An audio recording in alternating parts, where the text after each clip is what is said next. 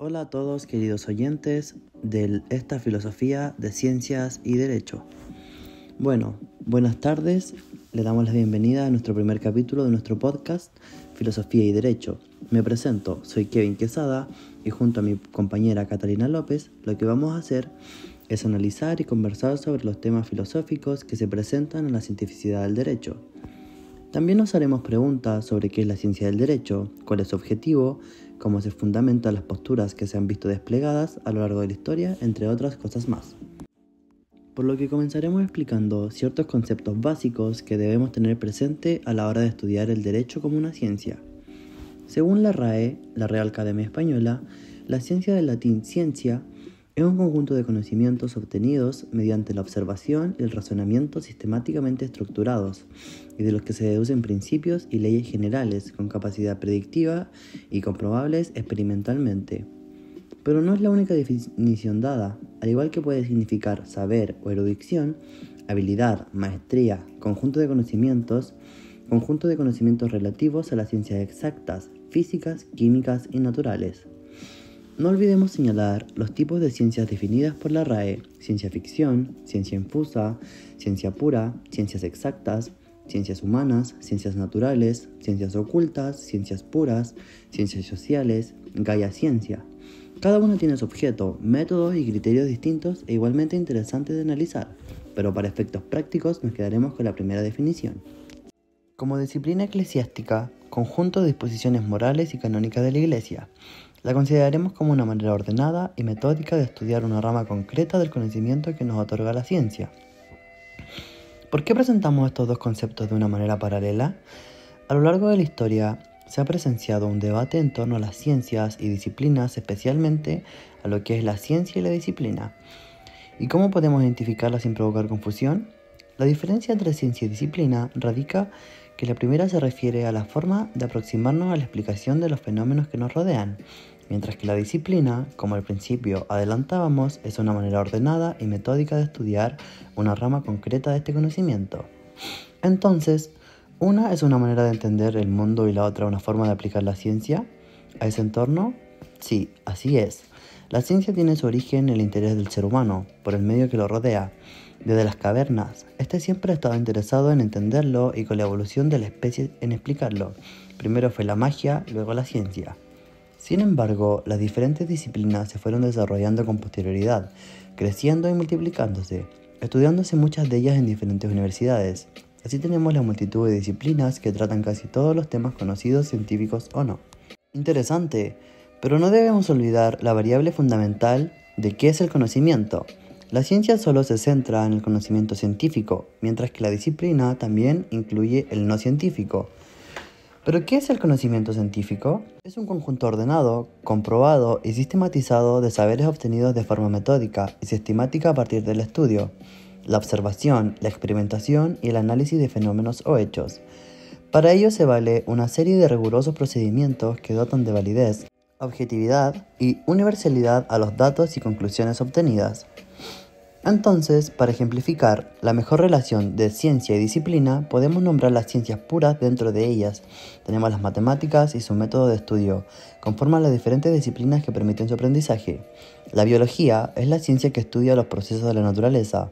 Dentro de ella tenemos la disciplina que estudia los microorganismos, la microbiología, entre otras. La ciencia social, la economía. Dentro de ella, una disciplina podría ser el estudio de macroeconomía o de los datos económicos agregados. ¿Y cómo olvidarnos de lo que nos convoca a la ciencia del derecho, las ciencias jurídicas o seonología jurídica, que estudia la cientificidad del conocimiento jurídico?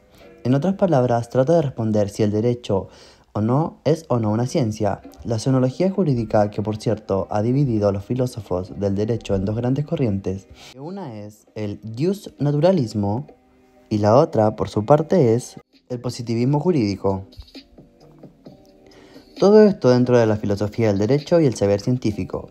Si hablamos de cientificidad y ciencia, deberíamos saber sus criterios, ¿verdad? Claro, lo más básico para esta disciplina sea considerada ciencia es que sus conocimientos deben obtenerse a través del método científico. Y para llegar a ese método científico se deben cumplir los siguientes criterios. 1. Reproducibilidad. 2. La falsabilidad. 3. En las ciencias empíricas no es posible la verificación. No existe el conocimiento perfecto, es decir, probado. En las ciencias formales, las deducciones lógicas o demostraciones matemáticas prueban solamente dentro del marco del sistema definido por axiomas.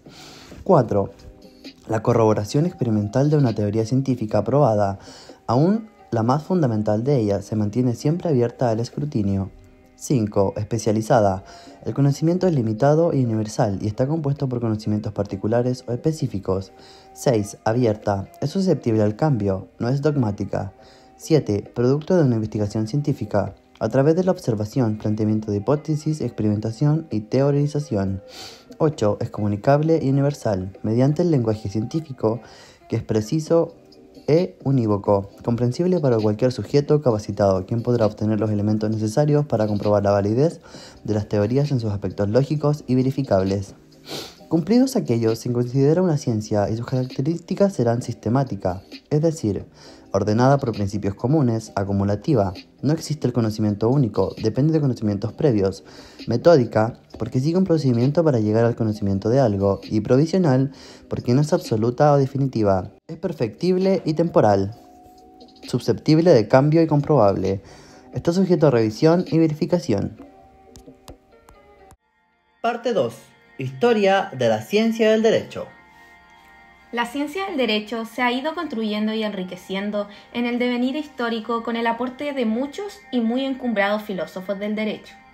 Haremos referencia a algunos de los más importantes, con el objetivo de exponer algunas de las diferentes visiones que de la ciencia del derecho, su finalidad y contenido se han propuesto.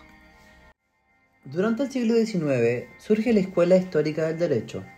La moderna ciencia del derecho comienza con Federico Carlos de Sauvigny, y su pensamiento llega hasta nuestros días, además de su importante contribución a la teoría de las fuentes y de la interpretación.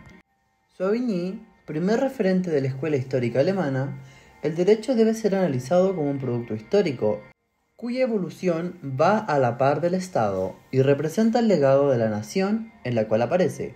De esta forma, Sauvigny se opone a la visión universalista de la fuente, así como a las estipulaciones jurídicas estrictas.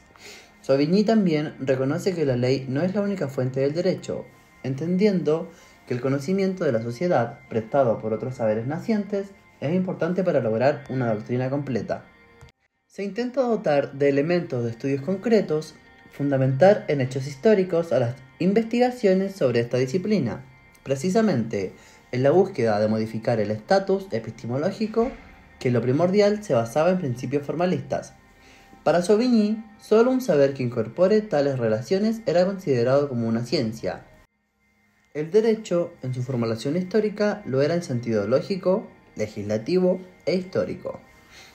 Es imperioso aludir, además, a la consideración por Sauvigny del método sistemático.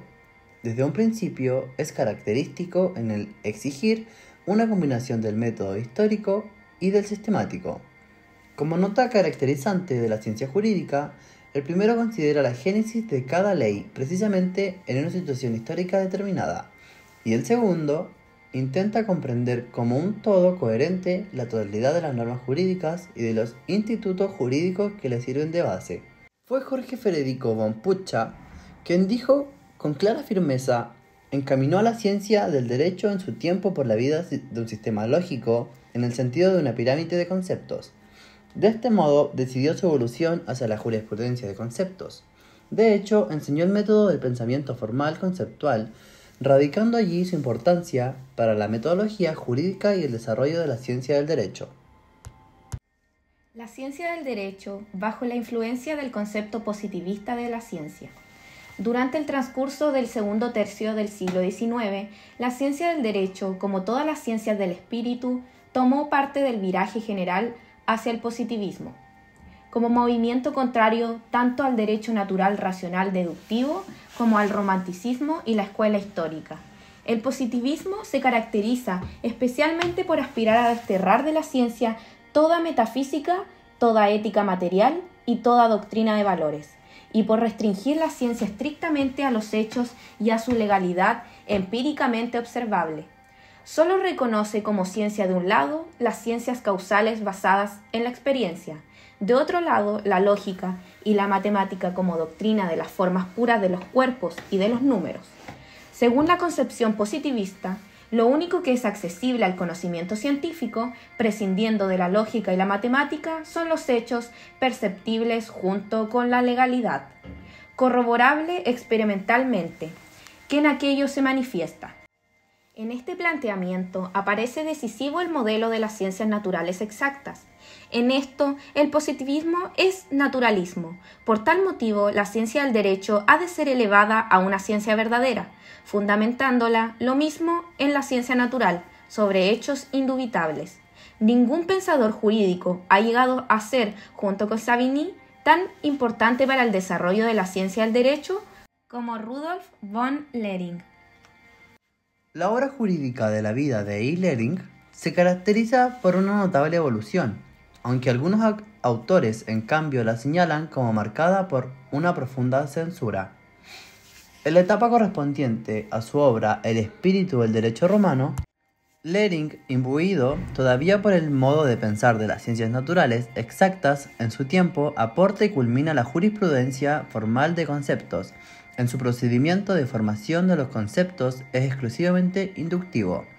La tarea sistemática de la ciencia del derecho consiste ahora, según él, en descomponer los institutos jurídicos particulares y las normas jurídicas a ellos relativas en sus elementos lógicos y en destilar limpiamente estos, y luego reconstituir con ellos por combinación tanto las normas jurídicas ya conocidas como también otras nuevas. El resultado de esta descomposición y recomposición lógica es que la ciencia obtiene en lugar una cantidad infinita de normas jurídicas de las más diversas clases, un número claro de cuerpos simples, pudiendo recomponer con ellos cuando sea preciso. Las normas jurídicas particulares, pero la utilidad no se limita meramente a esta simplificación. Los conceptos jurídicos obtenidos no son meramente disociaciones de las normas jurídicas dadas, sino que existe una ventaja aún mayor en el incremento del derecho conseguido por este medio. A partir de sí mismo, de un crecimiento desde dentro, mediante la combinación de elementos diferentes, la ciencia puede formar nuevos conceptos y normas jurídicas. Los conceptos son productivos y pueden engendrar otros nuevos. Sin perjuicio de muchas otras importantes, la contribución de la que sin duda es imposible prescindir en la evolución posterior de la ciencia del derecho es la que el jurista alemán desarrolló en su obra El fin del derecho.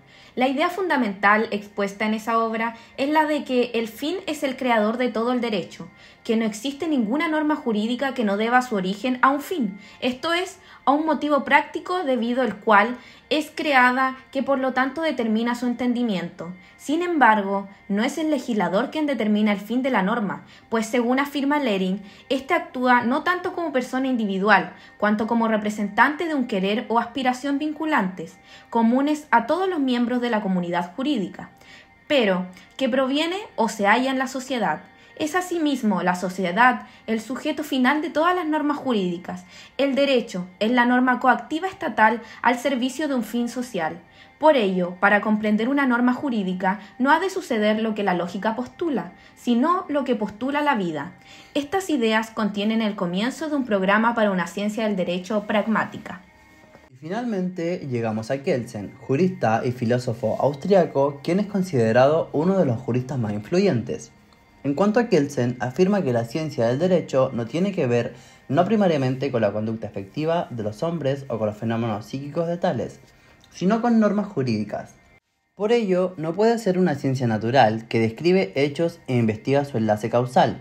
Pero entonces, si es que es realmente una ciencia, solo puede ser, según el concepto positivista de la ciencia, una doctrina de las formas puras del derecho. El objetivo de Kelsen es construir una ciencia descriptiva del derecho que tenga como objeto el aspecto normativo del derecho. Es por ello una ciencia descriptiva que tiene como objeto un lenguaje normativo jurídico. En ese sentido, se puede decir que es una ciencia que no pretende imponer normas, no pretende prescribir, sino que lo único que pretende es describir un objeto normativo. El punto de partida de Kelsen, desde el cual pretende fundamentar la independencia metódica de la ciencia del derecho, es la distinción entre juicios del ser y juicios del deber ser. Prosiguiendo con la línea histórica, llegamos a la Escuela de la Libre Investigación Científica, en donde se alzó Francisco Jenny, en un intento de acercar el derecho a la vida a la realidad. En su obra Método de Interpretación y Fuentes del Derecho Privado Positivo, intenta Jenny sacar la ciencia jurídica de los estrechos límites del texto expreso y frío de la ley, impugnado el postulado fundamental de que la ley escrita debe bastar para todo, principio al que califica como de fetichismo de la ley escrita y codificada. Señala Jenny que puede ocurrir que se presenten casos no previstos en la ley, y en cuyas circunstancias será necesario disponer de otro instrumento que revele al jurista la solución adecuada al caso planteado. Es allí cuando emerge la preponderante función de la libre investigación científica para alcanzar los elementos objetivos del derecho. Jenny explica su método del siguiente modo: investigación libre, toda vez que existe sustracción a la acción propia de una autoridad positiva; investigación científica al propio tiempo, porque no puede encontrar bases sólidas más que los elementos objetivos que solo la ciencia puede revelar. El método jurídico que debe tener por preocupación dominante descubrir el mismo en defecto de la ayuda de fuentes formales. Los elementos objetivos que determinarán todas las soluciones exigidas por el derecho positivo. ¿Dónde habrán de encontrarse los elementos objetivos del derecho? En la naturaleza de las cosas. El amplio horizonte abierto a la ciencia jurídica, libertándola de la concepción tradicional que la creía encerrada totalmente en el código, de tal manera que hasta incluso se pretendió cerrar al jurista el camino de la interpretación. Al comienzo del siglo XX, Rudolf Stambler introduce en Alemania un movimiento filosófico que se caracteriza por el apartamiento del positivismo. En general, unió a ello la información de la historicidad del derecho, aspirando así a una síntesis de dos grandes corrientes espirituales, el derecho natural y el historicismo. En su teoría de la ciencia del derecho, Stambler se propone hacer concebible la ciencia del derecho y alejarlo totalmente del reproche del carecer del valor científico. Para ello, afirma, no son sólo apropiados los conceptos fundamentales del derecho, y el esclarecimiento del concepto fundamental de un modo seguro y completo. Es por tanto una tarea decisiva para todo aquel que se preocupe por el derecho y por la ciencia del derecho. En la concepción de Stambler, el derecho es un modo del querer, pues ordena los fenómenos según la forma del pensar, fin y medios, a diferencia de las ciencias de la naturaleza o causales, que ordenan los fenómenos según la forma del pensar, causa y efecto.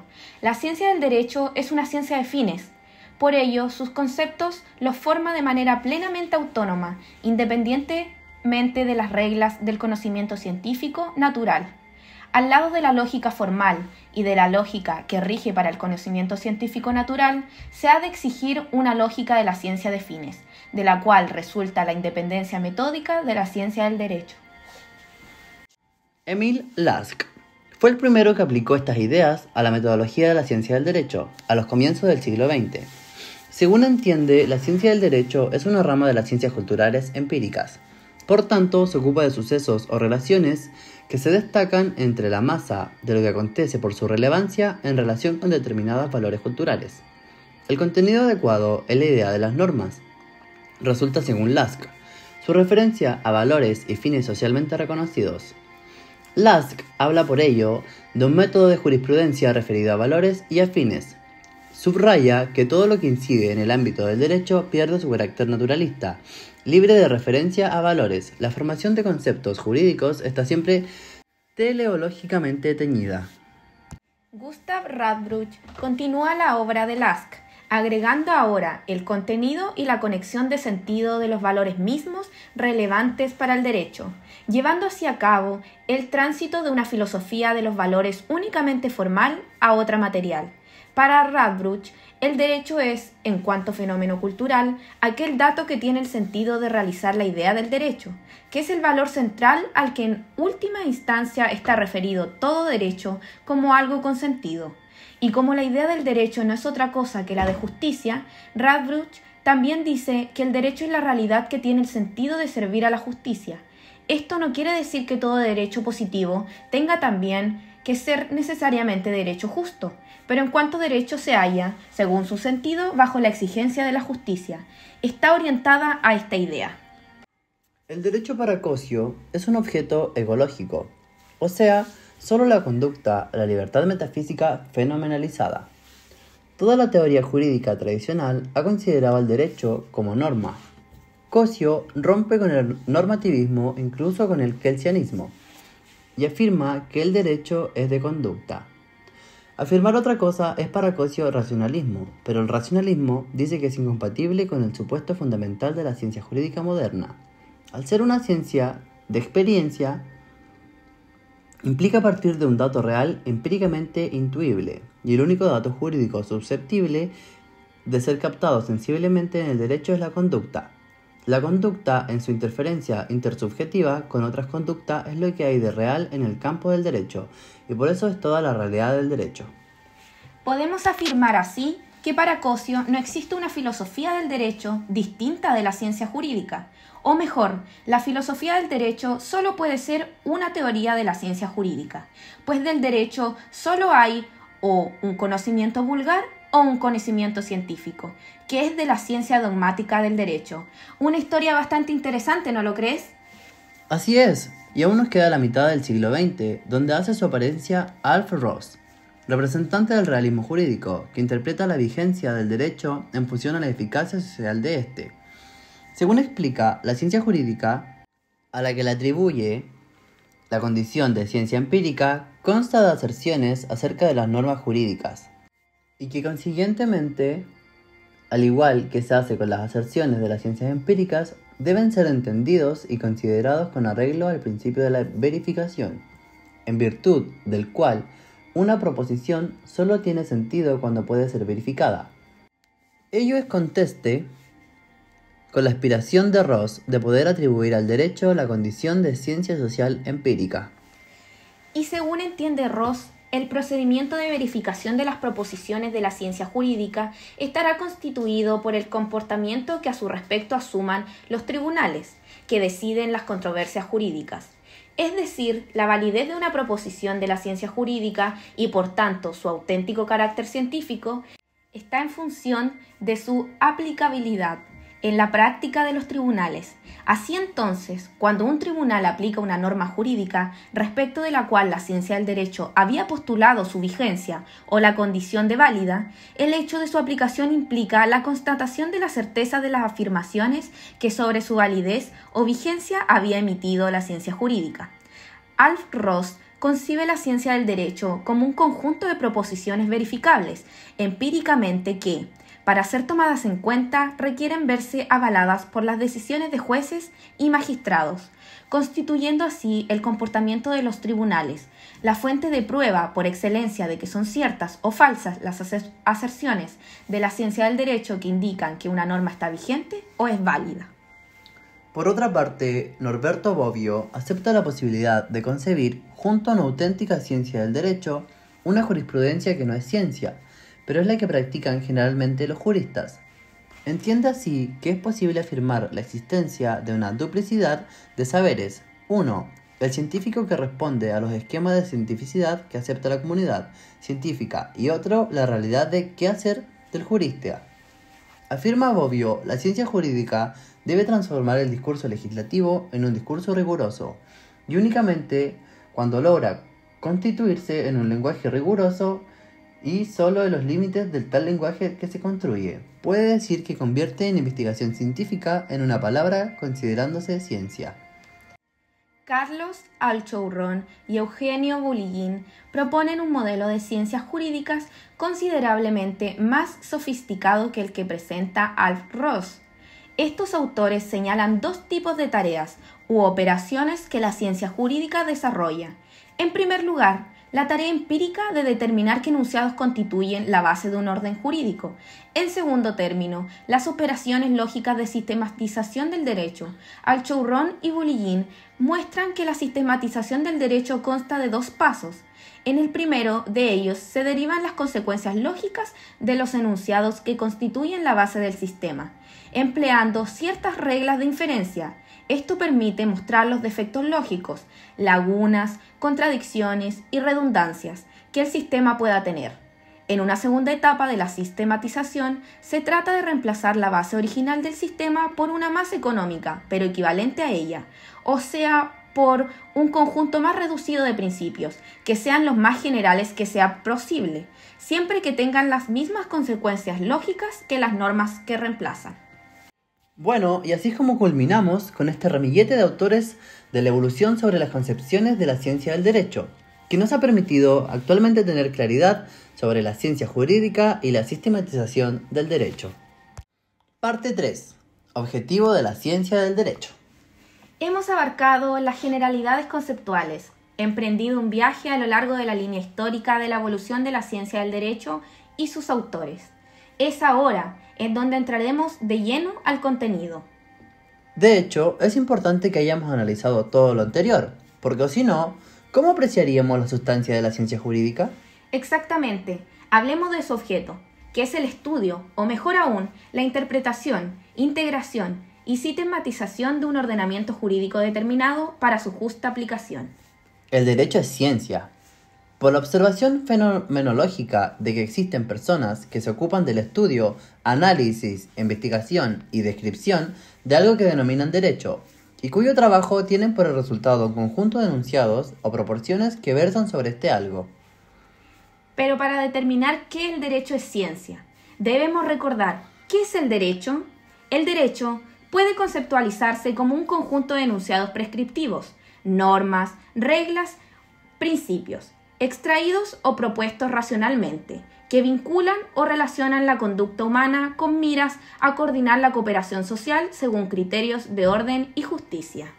La ciencia del derecho, por tanto, no buscará establecer si se han producido o no ciertos hechos, como la dictación de una ley, la celebración de un contrato, sino comprender y asimilar el sentido normativo o vinculante de esas acciones humanas en relación con otras. La ciencia del derecho es una de las ciencias que se ocupan de los aconteceres libres del hombre, y su objeto tiene que ver con el sentido prescriptivo de ciertas conductas, es decir, se trata del ejemplo clásico de la ciencia normativa. Los pasos del método científico los aplicamos en nuestro campo jurídico todo el tiempo.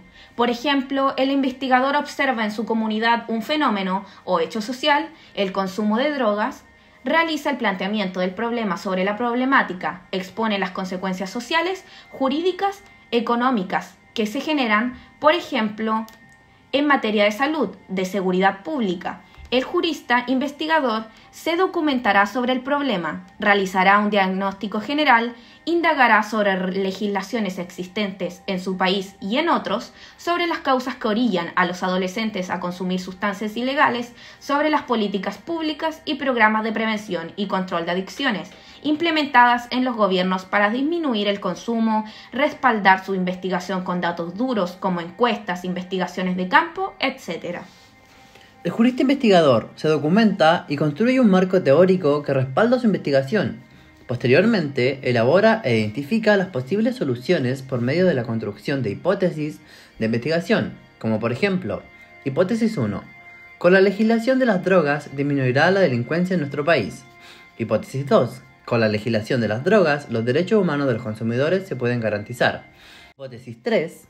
Con la legislación de las drogas, el fisco obtendrá mayor captación de impuestos y repercutirá en el beneficio de los ingresos del Estado. A partir del análisis generado, el investigador corrobora y verifica su hipótesis, genera conocimiento, propone soluciones al problema planteado, realiza un proceso de inferencias, de razonamientos, donde construye el conocimiento y respalda sus conclusiones. ¿Qué razonamiento o método utiliza la ciencia jurídica? Puede aplicar diversos razonamientos y métodos generales del conocimiento como el inductivo, el deductivo, la deducción, el analítico, el sintético, el razonamiento dialéctico, tópico, retórico, probabilístico, como entre otros. Aunque algunos autores sostienen que existe un método propiamente jurídico, podemos decir que en el campo jurídico puede aplicarse diversos métodos de investigación, como el método científico, el sociológico, el histórico, el hermenéutico, el teológico, el analógico, el intuitivo, el semiótico, el fenomenológico, el sistémico, el dialéctico, el mayéutico, el sistemático, el comparativo y como por último el estructural. El fin de la ciencia jurídica no es como en las otras ciencias, que establecen enunciados que describan la regularidad de un fenómeno, sino incide en la regulación de la conducta humana, en sociedad, que realizan las autoridades de tal forma que se logre una mejor convivencia social. Parte 4. El problema de la neutralidad. Hemos llegado al final de este capítulo, y qué mejor que cerrarlo con un problema instaurado en la discusión filosófica y jurídica. Así es, compañero, el problema de la neutralidad de la ciencia jurídica. Específicamente, el problema ha girado en torno a dos asuntos interconectados. En primer lugar, la disputa se ha centrado en si le está moralmente permitido al Estado diseñar las instituciones públicas, incluidas las jurídicas, para promover ciertas formas de vida consideradas moralmente valiosas. ¿Puede el Estado dictar normas jurídicas o adoptar políticas que tengan por objetivo promover una de las muchas concepciones de la vida buena que existen? En segundo lugar, han existido posiciones encontradas con respecto hacia el derecho y las políticas estatales pueden estar justificadas sobre la base de cosmovisiones filosóficas acerca de qué es el ser humano o acerca de cuál es el modo valioso de vivir. La neutralidad es una de las posibles respuestas a esta faceta del problema de los límites normativos del derecho. Quienes defienden la neutralidad del derecho ofrecen una respuesta a dos preguntas recién formuladas. En relación con la primera pregunta, sostienen que el Estado no debe dictar normas que tengan por objeto promover o penalizar ciertas concepciones morales, referidas a qué es valioso en la vida humana.